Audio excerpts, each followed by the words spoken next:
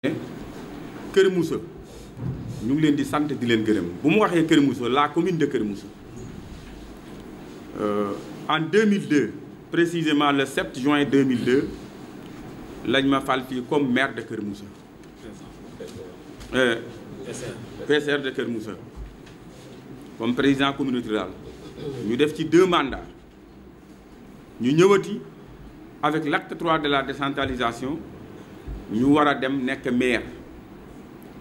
bi ñu yóbboo ñu war a nekk maire yi ñu tàllaat population bi loxo vraiment ñu joxaat ñu loxo yaakaar naa nag ñetti mandat bu ñu la ko joxee am na yaakaar bu ñu am ci yow yaakaar boobu itam xalaat naa ne mosuñu tas seen yaakaar ñu ngi ciy jéem lu ñu mën dinaa ci ñëw léegi raison pour laquelle dama wax ne dañu nekkoon ci beneen parti di ci yëngatu muy PDS biñ ci nekkee ñun ñëpp ñoo àndoon ba ñu àndee aussi di ci liggéey doon gagné ba nga xamante ne président Macky Sall ñëw na mu wooñu ñu toog waxtaan ak moom benn yoon ñaari yoon ñetti yoon 4e bi may dem dama wut seede kii laa àndaloon Pape Bougouma Thiombane mii mais liñ ko wax yëpp mooy luy développer suñu gox parce que loolu moo tax ñun ñu dem ànd ak moom du intérêt personnel bu tax ñu dem ànd ak moom non ndax dañ ñu fal population bi am ci ñun yaakaar am lu ñu soxla ci ñun te la mu soxla ci ñun faw ñu ànd ak moom pour ñu mën ko am ñun waxtaan nañu ak population bi ñoom ñëpp waxtaan nañu ak chef de village waxtaan ak imam yi waxtaan ak jeunes yi femmes yi loolu def nañ ko pendant 2 ans ba ñi nga xam ne mën nañ leen convaincre mën nañ ci ànd ak ñun ñu ànd ak ñun ñeneen ñi nag ànduñ ci ak ñun c'est leur droit dañ leen koy considérer accepté nañu loolu. waaye ba ñu àndee ak ñoom ñaari élection moo ñu fi fekk benn bi ndax 2010 la ñu le 10 juillet 2016 la ñu officialisé suñu dugg ci APR ñu def fi benn meeting de ralliement ñu dem élection référendum ñu ànd ci ñun ñëpp ñu gagné ko ñu jóge ci référendum bi ñu dem yeneen élection yoo xam ne c'est un peu spécial mais nag su fekkonte noonu militants yi ànduñoo ak ñun duñ ko mën gagné dañu waxante dëgg muy élection au conseil des collectivités territoriales ñu dem ci gagné waat ko ñu ñëwaat élection législative yi nga xam ne moo passé barka démb vraiment population bi àndateeg ñun malgré tracasseries yeeg xeex yeeg complot yi mais yàlla dogal ñu gagné ko haut la main loolu li ñu war a saluer la performance la quand même te man ba fi ma toog maa ngi gëm ne présidentielles yi bu doon suba locales yi bu doon suba dañ koy gagné man loolu laa gëm man musuma gëm defet bu ngeen fàttali ko au mois de juillet la xaw ma bi jigéen ñi def seen juin xaw ma mai quinzaine de la femme monsieur les journalistes am na ñu fa teewoon keroog am na lu ñu wax ak population yi am na lu ñu fa waxoon mais lañ ca waxoon delluwuñ ci ginnaaw ndax je crois que am na benn ku ma ko posé ci ñoom fekk am ay promesses yoo xam ne waxoon nañu ko ne avant le 30 dëkk yi ñuy lim te amuñu courant ñëpp dinañu am courant dëkk yaa ngi nii je pense que tey ñoom mën nañu tontul seen bopp waxoon nañ leen ay financement pour jigéen ñi dëkk yaa ngi nii mën nañu tontul seen bopp waxoon nañ ne daañu leen indil ambulance médicalisée dëkk yaa ngi nii mën nañu tontul seen bopp c'est pour vous dire que man damay wax toujours ne ñun du ñu dige déedéet ñun du ñu dige lépp loo xam ne wax nañu ko day fekk déjà ñun am nañu yaakaar ne lii mën nañu ko def parce que wees nañu ak population bi fu ñu leen di digge ci lii walla ci lële li ñu war a def tey mooy futteeku nag liggéey ba population bi nga xam ne am nañ ci ñun confiance bi ñu am ci ñun ñu mën koo gis parce que nag wees nañu foo xam ne élection day jot nga ñëw wax ak nit ñi pour bëgg a am seeni voix parce que nit ñi aussi seen maturité politique yegg na ci kaw xàmmee nañu kuy liggéey ak ku dul liggéey moo tax ma daan leen wax toujours ne liggéey bi ñuy def ci population man awma lu ma ci ragal parce que course de vitesse boo xam ne 100 mètres la ñun déjà dawal nañu 50 mètres ñu soog a joxe départ mais nañu wax dëgg. man yaakaar naa ne foofu lu tànk yi yéex balaa ñuy dab bu doonte la ñaari mètre la xanaa daañu leen ko rawee parce que ñun mësuñu jóg ci soxla askan wi mësuñu jóg ci wetu population bi ñuy liggéey ak ñoom donc jàpp naa ne bu ñu demee ba ay joute électorale ñëw mais population mënuñu lu ànd ak ñun population boobu ñu ngi leen di sant di leen gërëm. voilà brièvement ci résultat yi dama wax ne li ñu amaloon solo mooy kenn lañ doon xeexal mooy Idriss Seck lañ doon xeexal pourtant wax nañu ma sax ne am na benn comploté bu ñu def ñi nekkoon PDS ñëw ànd ak ñi nekk réew yeneen parti yi ñoom ñu ànd pour que ñu sànnil ñooñu malgré ñoom mais avec tout ça rawee nañ leen plus de 4400 voix parce que dafa am stratégie bu ñu doon doxal c'est normal c'est des politiciens kii bu demee kële dem da bu ñu tasee seen score du baax loolu lañ doon bëgg mais malheureusement dañu dugal seen bopp ci pax moo xam ne la leen fay génne du nekk lu yomb parce que finalement dañu mujj di xuloo ci seen biir xamoon naa loolu way donc score boobu xalaat naa ne 2014 bi ñu demee élection locale amoon nañu différence de 3000 et quelques voix mais cette fois-ci ba ñu xaajalikoo aussi terewul am nañu score boo xam ne moo ëpp boobu am nañu différence su 4400 et quelques voix waaw voilà yaakaar naa ne daal performance bi nga xam ne am nañu ko performance la boo xamante ne mën nañ ci sukkandiku pour que mën a dem ci loo xamante ne ëllëg daañu ci am yaakaar bu rëy ndax tey mën nañu wax ne Kër Moussa la commune de Kër Moussa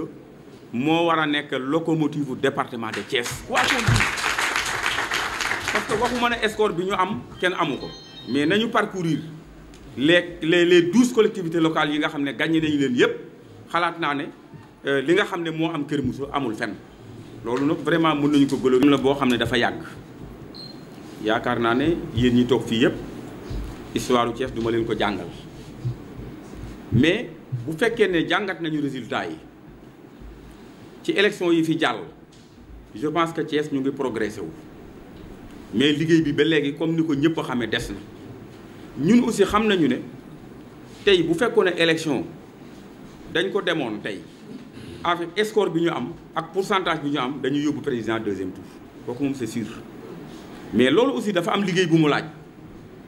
ndax lu mu bon ren Thiès ci élection yi du moins am na benn avancée benn percée boo xam ne def nañ ko par rapport ak yi passé liggéey bi nag des na gis nañu ko ñu ngi ciy liggéey mais nag stratégie bi nga xam ne moom la ñu war a tëral pour mën a récupérer Thiès nañu def ba récupérer département bi noonu la ñu bëgg a def ndax bu ñu fàtte ne élection yële passé département bi récupéré woon nañ ko mais am na poche yu desoon mais cette fois-ci toutes les 12 collectivités locales yëpp récupéré nañu leen donc liggéey boobu dinañ ko def ànd ci ak waa Thiès ndimbal laa ko mën a tudde dinañ ci dugal suñu loxo parce que ñun ñëpp kenn koo ci am na loo mën Thiès parce que man dëkkuma Thiès mais am na lu ma fa liggéey quand même loo xam ne am na lu mu apporté am na lu mu leen apporter te loolu en tout cas tous les responsables yi nga xam ne ñoo fi ne dans les communes bëgg nañ ci dugal suñu loxo pour que Thiès ñu mën ko jël parce que xam nañu ne en 2019 suñ ko jëlulee dañuy yóbbu deuxième tour te deuxième tour c'est fatal pour un parti au pouvoir kooku am nañ ci conscience bu baax te prochainement dañ ci liggéey parce que xam naa ne bientôt dinañ def benn réunion d'évaluation qui va boo xam ne dinañu mën a permettre pour que ñu xam ci yan tànk la ñuy mën a doxee pour mën a jël Thiès récupérer ko totalement comme ni ñu récupérer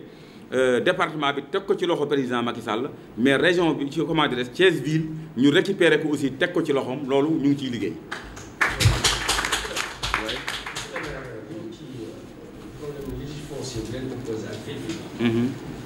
coow yu bari na parce que temps yi amoon na ay génn ci askan wi doon génne amul benn impact boo xam ne joué na ko ci bien sûr joué na ci impact parce que le fond du problème yëpp mooy problème mu fil yi mais nag foofu dina am lu ma ci leeral tuuti occasion la woon rek pour yenn politiciens yi nga xam ne ñu ngi bëgg a siiw te demaguñu pour ñu mën koo jël def ko seen arme parce que loolu kese mooy nekk arme boo xamante ne moom la ñu war a mën a téye pour wax ko nit ñi doon kay sax la ñuy wax ñëpp xam nañ ne du dëgg mënul nekk mais terewul ñu jël ko def ko arme boo xam ne moom la ñuy xeexe loolu aussi impacté na ci résultat yi nga xam ne moom la ñu am fii biir Kër Moussa moo tax sànq may leen li ñu perdal Kër Moussa mësuñu koo perdal Kër Moussa waxuñu ne yeneen parti yi ñoo tax mais nag lan moo ko indi problème mu filfili bi moo ko indi quoi qu'on dise moo ko indi parce que problème mu filfili bi am na ay arrestation yooyu yokk na ci indi parce que xale yi ñu arrêté seen mbokk yi ñoo fi ne te deret day sot quand même ça mën nañu comprendre loolu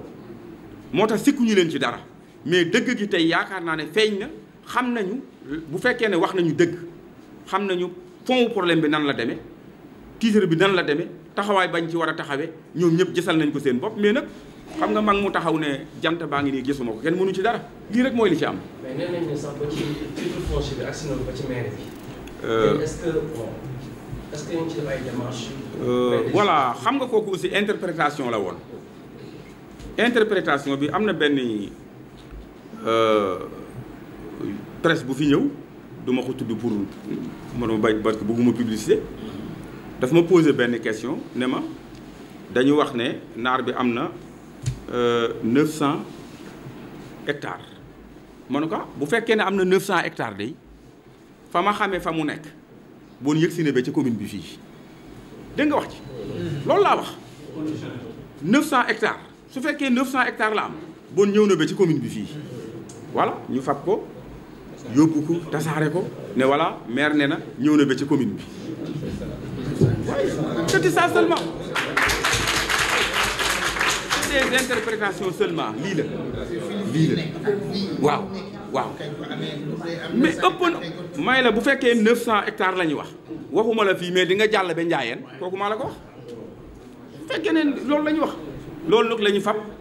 jël ko di ko interpréter nu ne ñu wax ko c'était ça seulement mais nag tey xalaat naa ne suñu taxawaay ci wetu population bi suñu position ak filfili ñoom ñëpp xam nañu ko ku gëmul xam nga ko